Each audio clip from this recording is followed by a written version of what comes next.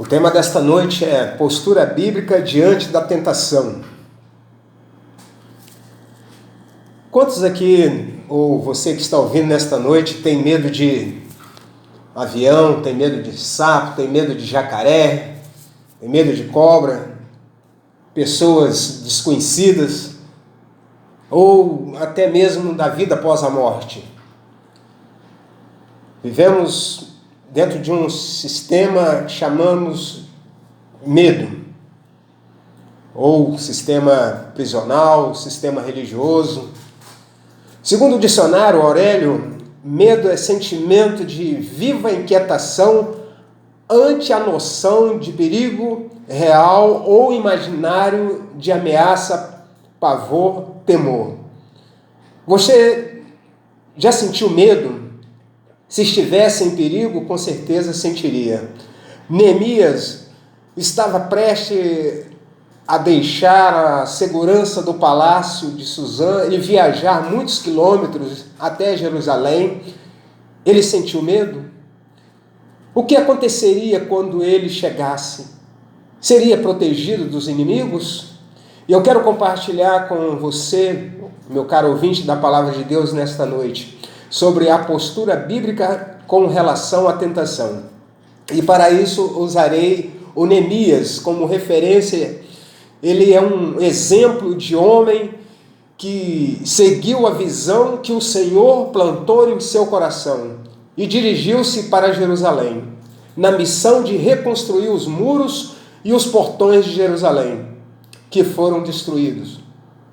E com grande remorso confessa a Deus o pecado do povo de Israel, orando por livramento de seu povo. De Suzã a Jerusalém teria de percorrer mais de 1.120 quilômetros.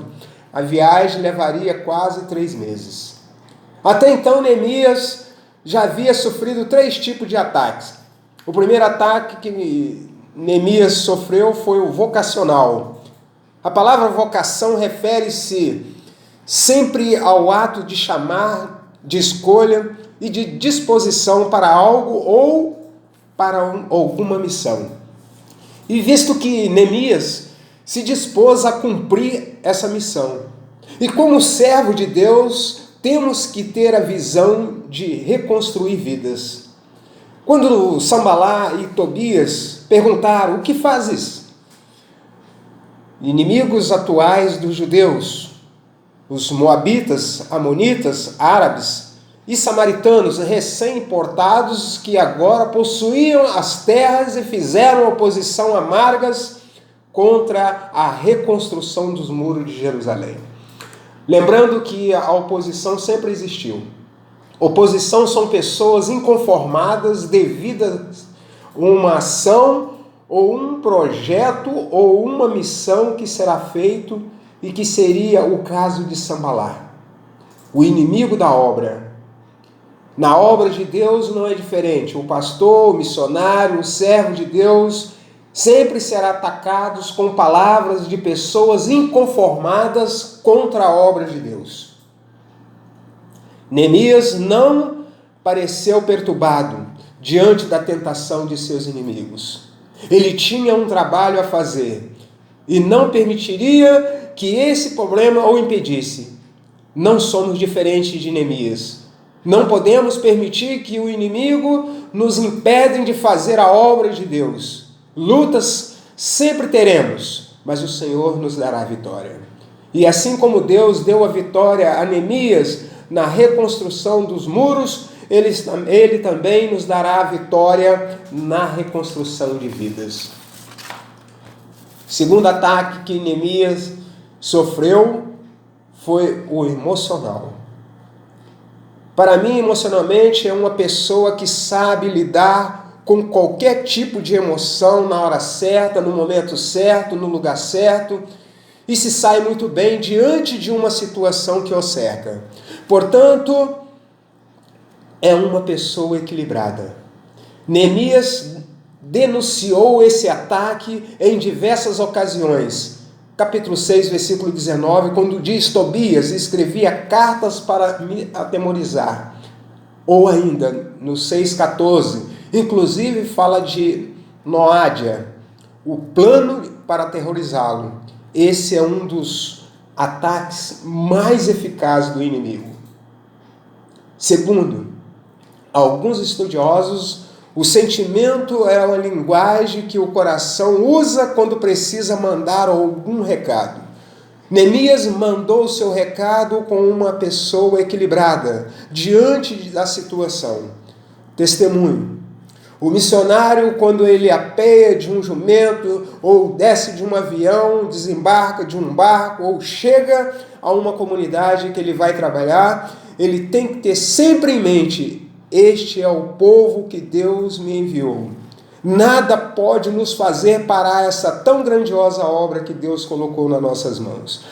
Portanto, quando a tentação vier, lembramos sempre de Romanos capítulo 8, versículo 31 a 39. Os inimigos fez todo o possível para impedir Neemias de cumprir a vontade de Deus em Jerusalém. O nosso inimigo, Satanás, tenta também impedir-nos de obedecer a Deus, a fazer a sua obra. Mas a Bíblia diz: maior é aquele que está em vós do que aqueles que estão no mundo. O terceiro ataque que Neemias sofreu foi espiritual. Enquanto Neemias persistia na visão de Deus e no seu chamado, houve uma mudança tática. É a arte de combinar a ação de tropas ou recursos característicos das diferentes armas, a fim de obter o máximo de eficácia no combate. Tática de infantaria, tática naval, tática aérea. Sambalá enviou o profeta para tentar Neemias, porém Neemias teve discernimento. Capítulo 6, versículo 12. A mudança tática de Sambalá foi no envio falso de profetas para tentar Neemias. Mas triste é quando os de dentro de nossa casa dá ouvido a estes falsos profetas que fala algo que não está escrito na palavra de Deus, dizendo que Deus mandou falar. Algumas vezes o inimigo usa pessoas para tentar a pecar, e elas fazem, ou diga: prove isto, olhe para isto, pare de tomar esse remédio. Mas Deuteronômio capítulo 3, versículo de 1 a 5 diz: não dê ouvido a eles, siga somente ao Senhor nosso Deus, tema a Ele e obedeça a Ele e sirva-nos e apegue-se a Ele. Para concluir, quando o inimigo não consegue vitória na área vocacional, emocional, espiritual, então ele parte para o ataque moral. Ele tenta denegrir a imagem do servo de Deus. Aí em 2 Coríntios, capítulo 3, versículo 2, Paulo diz que somos cartas lidas diante dos homens. Aonde você estiver, na fila de um banco, no trabalho, na escola, no trânsito, alguém está tirando cópia da sua vida. Todos os seguidores de Jesus podem permanecer firmes nas promessas de Deus, juntamente com a tentação. Vos proverá livramento, de sorte que possais suportar. Todos nós temos poder para influenciar outras pessoas em assunto de fé. Que Deus aplique a sua palavra aos nossos corações. A palavra de Deus promete que Deus é fiel para prover livramento. E a melhor maneira de escapar da tentação é correr para Deus. Deus abençoe.